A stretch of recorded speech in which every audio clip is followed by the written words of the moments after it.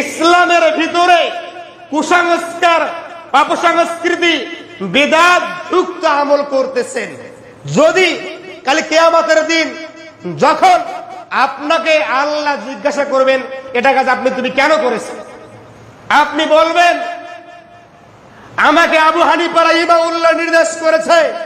যখন আবু হানিফা রাহিমাহুল্লাহকে বলা হবে আপনি বলেছেন, আমি বলিনি, আমি বলিনি, বলেন, ওই সময় আপনার হুজুরের কি অবস্থা হবে ভেবে দেখেন। আজকে যে আপনি আবু হানিফার দোয়াই দিয়ে এটা করেন, সেটা করেন, অমুক করেন, তমুক করেন, যদি আবু হানিফা আল্লাহকে বলে আল্লাহ আমি এটা করতে বলিনি, তখন আপনার হুজুর যাবে কোথায়, পালাবে কোথায়, বলেন পালাবে কোথায়? আজকে মূলত আপনি আবু হানিফার নাম ভেঙ্গে আপনি ইসলামের ভিতরে আপনি বিভিন্ন শিরক বিদআত যুক্ত করতেছেন আবু হানিফার নাম দিয়ে। আবু হানিফা রাহিমাহুল্লাহ যুগ শ্রেষ্ঠ মুফতি, যুগ শ্রেষ্ঠ মুহাদ্দিস ছিল। আবু হানিফা রাহিমাহুল্লাহ ইসলামের 4টা মাযহাব রয়েছে। ইমাম আবু হানিফা রাহিমাহুল্লাহ, ইমাম শাফি রাহিমাহুল্লাহ, ইমাম মালিক রাহিমাহুল্লাহ, ইমাম আহমদ ইবনে হাম্বল রাহিমাহুল্লাহ। আমরাই সালাফি আকীদা, আমরাই আহলে হাদিসের মানুষ 4টা মাযহাবকে আমরা খুব তাজিম করি, সম্মান করি। আমরাই হানাফি, আমরাই খাঁটি হানাফি। তুমি আবার কোন হানাফি বলো? আমরা তো পাক্কা হানাফি, তুমি আবার কে? ইমাম আবু হানিফা রাহিমাহুল্লাহ উনি বলেছেন, দেখেন হাদিসটা বুঝতে পারেন কিনা। উনি বলেছেন মিজানুল কুবরার আর সারানি একটি ফতোয়ার কিতাব পাওয়া যায়। এই কিতাবের প্রথম খণ্ড পৃষ্ঠা নাম্বার 30 এবং রুদ্দুল মুফতি প্রথম খণ্ড এর পৃষ্ঠা হচ্ছে 4। এখানে আবু হানিফা রাহিমাহুল্লাহ উনি বলেছেন ইজা সাহাল হাদিস ফাহুয়া মাযহাবি, যখন যে অবস্থায় যে কন্ডিশনে সহিহ হাদিস পাবে ভাববা ওইটা হলো আবু হানিফার মাযহাব। ইমাম বুখারী কার মাযহাব? আবু হানিফার মাযহাব। সহিহ মুসলিম কার মাযহাব? আবু হানিফার মাযহাব। তিনি বলেছে যখন যে অবস্থায় সহিহ হাদিস পাবে জানবে ওইটা হলো আবু হানিফার মাযহাব। আজকে আপনি আবু হানিফার নাম দিয়ে, আজকে আপনি ইমাম আবু হানিফার নাম দিয়ে আপনি ইসলামকে খণ্ড বিখণ্ড করতেছেন। কেন করেন? কি লাভ আপনার? যদি কাল কিয়ামতের মাঠে ইমাম আবু হানিফা আল্লাহ এটা আমি করতে বলিনি, আপনার কি অবস্থা হবে? আজকে আপনি আবু হানিফার নামে দোয়াই করে আপনি আজকে মিলাদ করেন, কিয়াম করেন, অথচ আবু হানিফার লাইফে তিনি একটা দিনও মিলাদ কিয়াম করেননি। আপনি করেন কেন? আপনি করেন কেন? আপনি করেন বলেন কেন আপনি করেন? ইমাম আবু হানিফা রাহিমাহুল্লাহ এত সুন্দর, এত জ্ঞানী মানুষ ছিলেন। উনি বলেছেন যে আমার মৃত্যুর পরে যদি দেখো তোমরা আমার লেখাগুলো, হাদিসগুলো রাসূলের বিপক্ষে চলে যায়, আমার কথা, আমার হাদিসগুলো তোমরা দেয়ালে নিক্ষেপ করো। কে বলেছে? আবু হানিফা বলেছে। চিন্তা করে যে আমার মৃত্যুর পরে যদি আমার হাদিস সংকলনগুলো আল্লাহর নবীর, আল্লাহর রাসূলের বিপক্ষে যায়, আমার হাদিস সংকলনগুলোকে তোমরা ডাস্টবিনে নিক্ষেপ করো। কে বলেছে? আবু হানিফা বলেছে। আবু হানিফা বলেছে। তুমি আজকে আবু হানিফার দোয়াই যদি মিলাদ কিয়াম করো, অথচ আবু হানিফা রাহিমাহুল্লাহ উনি বলেছেন ইজা সাহাল হাদিস ফাহুয়া মাযহাব, যখন যেখানে যে অবস্থায় যে কন্ডিশনে সহিহ হাদিস পাবে জানবো এটা হলো কি ইমাম আবু হানিফার মাযহাব। তাহলে আমরা কখনো কোন বক্তৃতার মঞ্চে আমরা কোনদিন আমরা হানাফি মাযহাবের আমরা বিরুদ্ধে বলিনি, বরং আমরা কোরআন সুন্নাহর আমরা পক্ষে বলেছি, কিন্তু আপনার হুজুরের বিপক্ষে চলে গেছে। যে কথাগুলো আমরা রাত দিন শিরকের বিপক্ষে, বিদআতের বিপক্ষে আমরা বলেছি, আপনার হুজুরের বিপক্ষে চলে গেছে। হুজুরের আয় কমে গেছে, হুজুরের ব্যবসায় লালবাতি ধরে গেছে। হুজুর ভেবেছে এরা মনে হয় মাযহাবের বিপক্ষে বলতেছে। জি না ভাই, আমরাও মাযহাবকে সম্মান করি, আমরাও আবু হানিফাকে মাথার তাজ মনে করি, আমরাও মানি।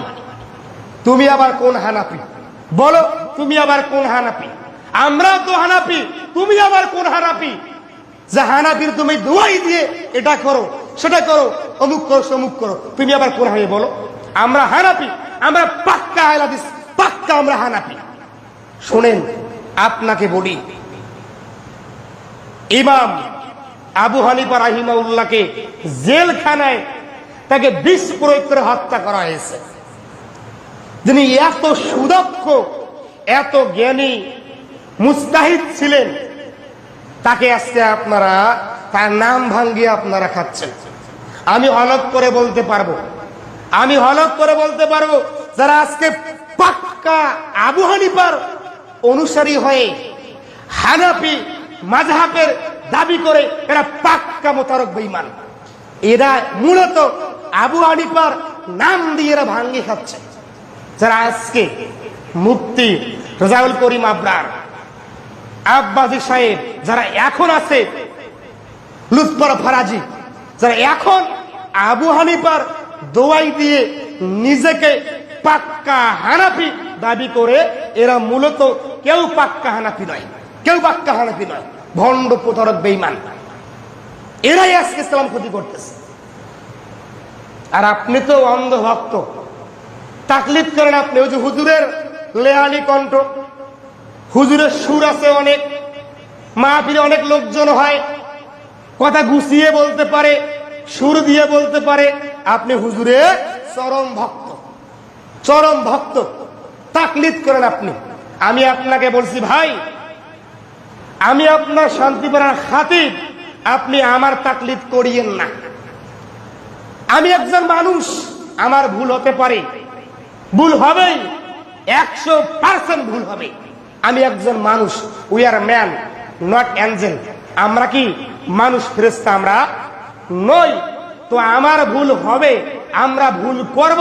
আমি যে আপনার খাতিব, আমি যে আপনাকে বলতেছি 100% মানতে হবে, এটা বিশ্বাস করিয়েন না। অথচ আমার কথাটাকে আপনি শুনেন ভালো করে, শোনার পরে আপনি বুঝেন, বুঝার পরে আল্লাহ যে আপনাকে ইলম জ্ঞান দিয়েছে, এই জ্ঞান দিয়ে আপনি হাদিস থেকে, আপনি কোরআন থেকে আপনি সার্চ করেন, রিসার্চ করেন, থিসিস করেন, দেখেন মিল আছে কিনা। যদি মিল থাকে, আমার কথা আপনাকে 100% মানতে হবে। যদি আমার কথা মিল না থাকে, আমার কথাকে ডাস্টবিনে নিক্ষেপ করেন। আমি বলিনি যে আমি রাইট, বলিনি আপনাকে। আমার ভুল হবে, ভুল হতে পারে, তবে আমি খুব সেন্সিটিভ মানুষ, চেষ্টা করি, খুবই তীক্ষ্ণভাবে বলার চেষ্টা করি, রিসার্চ করে বলার চেষ্টা করি। তারপরও ভুল হবেই, ভুল হতে পারে। এখানে দাঁড়িয়ে 1 ঘন্টা কথা বলবো, ভুল হতে পারে, এজন্য বলবো আপনি আমার কথাটাকে আপনি 100% মেনে নিয়েন না। আগে আমারটা শুনেন, এরপরে বাসায় গিয়ে আপনি আপনার ইলম, মেধা, জ্ঞান দিয়ে আপনি রিসার্চ করেন, ভাবেন, এরপরে যে মিল পান, তাহলে আপনাকে 100% মানতে হবে। তবে আমি আপনাকে বলিনি আমার তাকলিদ আপনি করেন, এটা বলিনি আপনাকে। আজকে আমরা হুজুরের তাকলিদ করি। ওই যে হুজুর জুমার খুতবাতে রাত দিন কিস্সা কাহিনী বলে না হুজুর? দুনিয়ারে মিথ্যা কিস্সা কাহিনী বলে জুমার খুতবা পার করতেছে, আছে না? এদেশের ম্যাক্সিমাম মসজিদে, এদেশের লাখো মসজিদে আজকে হুজুর খুতবা দেয় ফাজালে আমল দেখে। আমি 100% সত্য, এদেশের লাখো মসজিদে ম্যাক্সিমাম মসজিদে হুজুর খুতবা পড়ে ফাজালে আমল দিয়ে, যার ভিত্তি নেই। এই কিতাবের 100% মিথ্যা কথা হুজুর লিখছে। আপনার খুতবা হুজুর শোনাচ্ছে আপনাকে। এদেশের জুমার খুতবার বয়ানগুলো হচ্ছে মারিফুল কোরআন দিয়ে। এদেশের ম্যাক্সিমাম খাতিব, ম্যাক্সিমাম ইমাম খুতবা পেশ করে বেহেশতি জিওর দিয়ে, যার পুরোটাই মিথ্যা কথা, পুরোটাই মিথ্যা কথা হুজুর পাঠ করে। আপনি শুনেন, আপনি শুনেন। কেন আপনি শুনেন? আপনিও নিজেই গোমরাহিতে আপনি আসক্ত। আপনি ওই যে আপনার বাবারা করেছে, এজন্য আপনিও করবেন। কে হাদিস বুঝায়, কে কোরআন বুঝায়, আপনি বুঝতে চান না। অথচ একই ব্যক্তি আপনি দুনিয়ার ক্ষেত্রে আপনি রেফারেন্স খোঁজেন। ঠিক কিনা বলেন?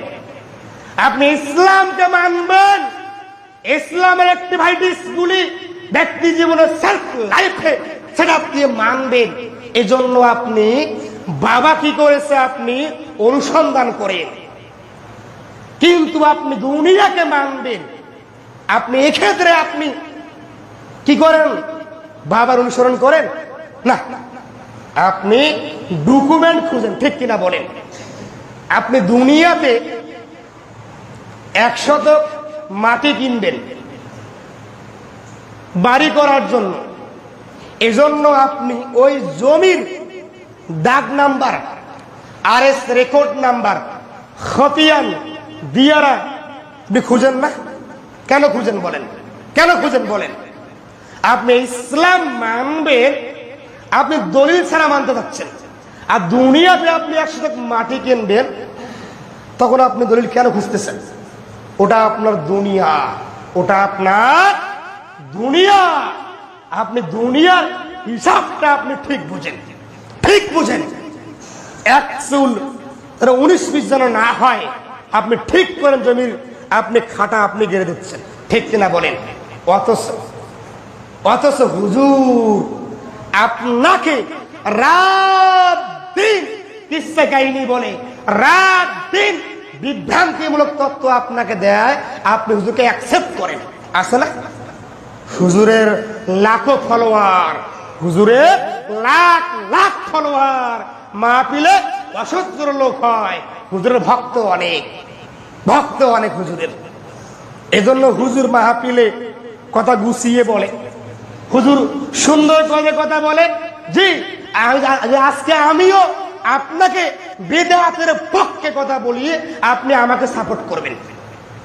যে আজকে আমি শিরকিয়াতের পক্ষে কথা না বলে পক্ষে কথা বলে আপনি আমাকে সাপোর্ট করবেন। শিরক এর বিপক্ষে আমি না বলে এর পক্ষে বলি, আপনি আমাকে সাপোর্ট করবেন। আমার কথা যে আপনার বিপক্ষে চলে যায়, কিভাবে আপনি আমাকে সাপোর্ট করবেন? বুঝেন না কথা মনে? আমার যদি আমার কথাগুলো আপনার পক্ষে যায়, হুজুর ভালো আছে। যে আমার কথা আপনার বিপক্ষে যায়, হুজুর ভালো না। ঠিক কিনা বলেন? তাই তো হয়েছে, তাই হয়েছে। এখানে দাঁড়িয়ে দেখেননি কত যুবক, কত ইমাম, কত বক্তা কিচ্ছা কাহিনী বলতেছে, আর আপনি শুনেন হুজুর কিচ্ছা কাহিনী বলে, আর আপনিও শুনেন। সে হুজুর আপনার নিকট জনপ্রিয় বক্তা, জনপ্রিয় হুজুর, হুজুরের মুরিদ অনেক, ভক্ত অনেক। আর যে হুজুর আপনাকে রাত দিন হাদিস থেকে পেশ করে, কোরআন থেকে রেফারেন্স পেশ করে, আপনি ইগনোর করেন। কেন করেন ইগনোর? না, আপনার হুজুরের বয়ানটা, হুজুরের বক্তব্যটা আপনার বিপক্ষে চলে যায়, যে এজন্য আপনি ইগনোর করেন। আমরা স্বার্থবাদী মানুষ, ঠিক কিনা বলেন?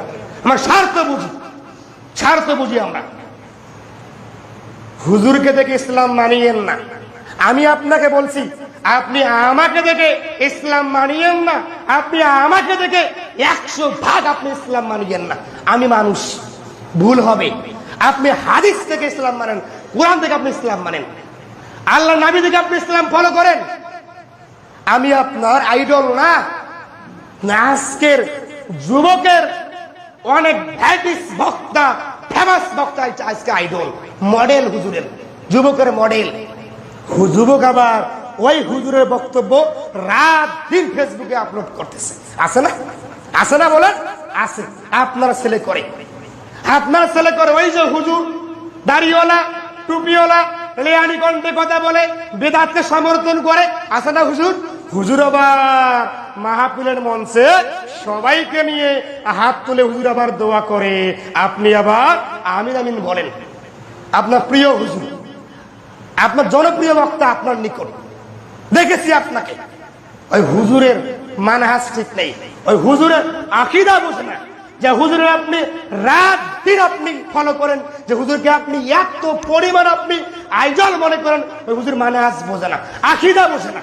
হুজুর আপনি দেখান, ওই হুজুরকে আপনি আনেন আমার সামনে, দেখেন ওই হুজুর আমার সামনে 5 মিনিট বলতে পারে মানহাজ নিয়ে, বলতে পারবে না।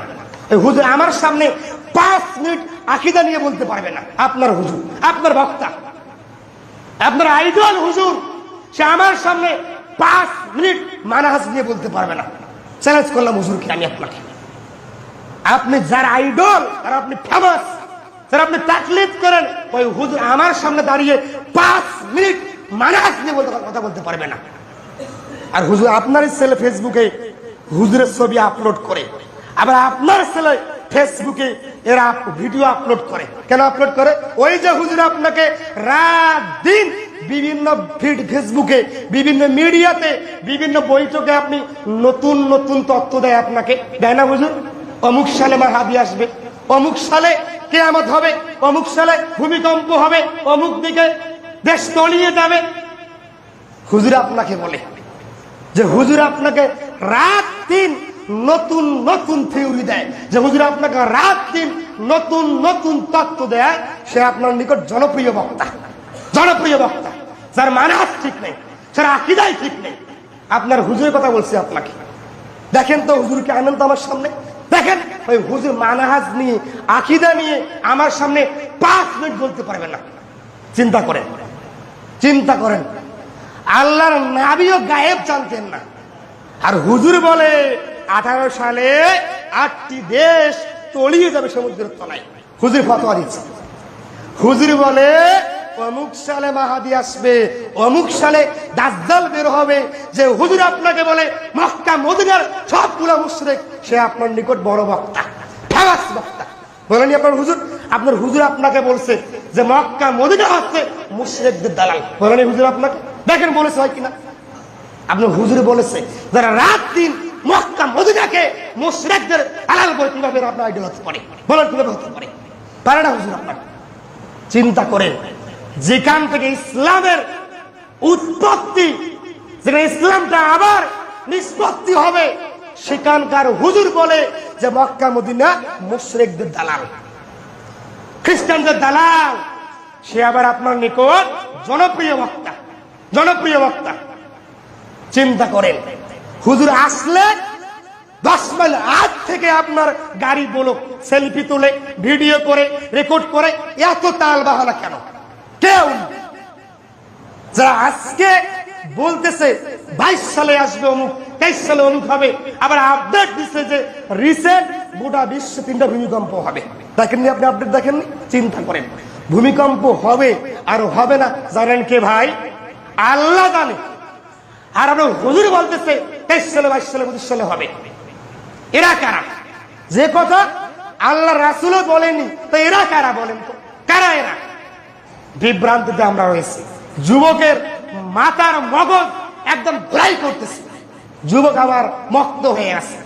যুবক যে পড়াশোনা করে না, স্টাডি করে না, গবেষণা করে না, যুবক ইউটিউব বক্তা হয়ে গেছে, যুবক ফেসবুক বক্তা হয়ে গেছে। আছে না হুজুর এরকম? হুজুর যা বলে ওই তাই বিশ্বাস করে। দেখেন খোঁজখবর নিয়ে দেখেন, হুজুর মানহাজ নিয়ে আর আকীদা নিয়ে 5 মিনিট বলতে পারে নাকি? দেখেন খোঁজ নিয়ে পারে নাকি বলতে। কোরআনে বলা হয়েছে যে সালাফদের অনুসরণ করো, সালাফ। কিন্তু কোরআনে আপনাকে বলেনি ওই যে বক্তার অনুসরণ করো, বলেনি। যারা সালাফ, যারা সালাফদেরকে রাত দিন বলে জাহান্নামী, যারা সালাফদেরকে রাত দিন বলে পথভ্রষ্ট, কিভাবে এরা আপনারা হুজুর হতে পারে? চিন্তা করেন, পৃথিবীতে মুক্তিপ্রাপ্ত, নাজাত প্রাপ্ত দল হল সালাফ নাই। কোরআনে বলা হয়েছে যে সালেফে সালিহিনদের অনুসরণ করো, খালাফদের নয়, সালাফদের অনুসরণ করো। আর আপনার হুজুর ফতোয়া দিচ্ছে সালাফরা বিভ্রান্তিতে আছে। চিন্তা করেন, চিন্তা করেন। ইবনুল মাদিনী রাহিমাহুল্লাহ শারিফুল আসহাবিল গ্রন্থের 30তম পৃষ্ঠায় উনি একটা কথা বলেছেন যে পৃথিবীতে মুক্তিপ্রাপ্ত নাজাত প্রাপ্ত দল হলো আহলুল হাদিস। কে বলছে ভাই? হুজুর বলছে আপনার? যিনি বলেছে যুগ শ্রেষ্ঠ মুফতি, যুগ শ্রেষ্ঠ ইমাম, যুগ শ্রেষ্ঠ আলেম বলছে। আর আপনার হুজুর কি বলে? এরা জাহান্নামী, এরা মুরজিয়া বলে হুজুর। চিন্তা করে, যে আলেম বলেছে মুক্তিপ্রাপ্ত দল হলো আহলুল হাদিস, আর আপনার হুজুর বলে জঙ্গিরা নাকি জাহান্নামে যাবে। চিন্তা করেন, আপনার হুজুর ফতোয়া দিচ্ছে। আবার দেখেন ইমাম আবু দাউদ রাহিমাহুল্লাহ, যুগ শ্রেষ্ঠ ইমাম আবু দাউদ রাহিমাহুল্লাহ, উনি শারিফুল আসহাবিল গ্রন্থের বলেছেন যদি পৃথিবীতে আহলে হাদিস না থাকতো, যদি পৃথিবীতে সালাফরা না থাকতো, ইসলাম কি হতো? মিটে যেত। চিন্তা করেন। আর আপনার হুজুর কি বলে? তারা ভ্রান্তের মধ্যে পড়ে আছে। কোথায় ইমাম আবু দাউদ, কোথায় আপনার টিকটক বক্তা, কোথায় আপনার ভাইরাল বক্তা আছে না? চিন্তা করেন। শুধু তাই নয়, ইমাম মুবারক রাহিমাহুল্লাহ উনি বলেছেন যদি পৃথিবীতে মুক্তিপ্রাপ্ত দল সালাফিরা না হয়, কারা হবে আমি এটা জানি না, কারা হবে জানি না আমি এটা। চিন্তা করেন, ইমাম আহমদ ইবনে হাম্বল এত যে ইমাম, যে মুফতি, যে আলেম 10 লক্ষ হাদিস মুখস্থ করেছে। ইমাম আহমদ ইবনে হাম্বল রাহিমাহুল্লাহ উনি বলেছেন যে পৃথিবীতে মুক্তিপ্রাপ্ত দল হলো আহলে হাদিস, এরাই মুক্তিপ্রাপ্ত দল। চিন্তা করেন, কোথায় ইমাম আবু দাউদ, কোথায় ইমাম আহমদ ইবনে হাম্বল, কোথায় আপনার বক্তা? আপনার হুজুর টিকে এখানে। চিন্তা করেন, হুজুর যে মানহাজ বোঝে না, হুজুর যে আকীদা বোঝে না, হুজুর ফতোয়া দেয় যে নিচেও বাঁধো আবার উপরে বাঁধো। চিন্তা করেন, হুজুরের ফতোয়া এটাও ঠিক, এটাও ঠিক, ঠিক তো একটা হবে, ঠিক কিনা বলেন তো? আমি বললাম ভাই 2 + 2 4, 2 + 2 8, 2 + 2 22, তিনটা হবে? কটা হবে? ঠিক একটা হবে না? চিন্তা করেন। আর হুজুর ফতোয়া হচ্ছে কি এখানেও সঠিক, এখানেও সঠিক। হুজুর ফতোয়া দিচ্ছে ধীরেও বলা যায়, জোরেও আমিন বলা যায়। চিন্তা করেন, পথ তো একটা রয়েছে, একটাই তো পথ। এটাও সঠিক, এটা সব সঠিক হয়ে যাবে না, সঠিক তো একটা হবে। রব কয়জন হয়? রব তো একজন, সঠিক তো একটাই হয়। একটা আপনি অঙ্ক করলেন, এবার এসএসসি পরীক্ষা দিলেন, একটা আপনি অঙ্ক করলেন, ফিজিক্স বলেন, কেমিস্ট্রি বলেন, বায়োলজি বলেন, আপনি ম্যাথমেটিক্স বলেন, একটা অঙ্ক আপনি করলেন, সবারই অ্যান্সার আসলো 30 বা 30, আপনার আছে 31, আপনি মার্ক পাবেন? কি পাবেন? 0 পাবেন না? কাছাকাছি তো আছে, মার্ক পাবেন না? না, মার্ক পাবেন না। চিন্তা করেন, আপনার দুনিয়ার শিক্ষক মাত্র 1 কম বেশির জন্য আপনাকে 0 দিয়ে রাখে। কোথায় মহান রব, প্রতিপালক মালিক, সে মালিক আপনাকে এমনি জান্নাত দিয়ে দেবে না, আপনাকে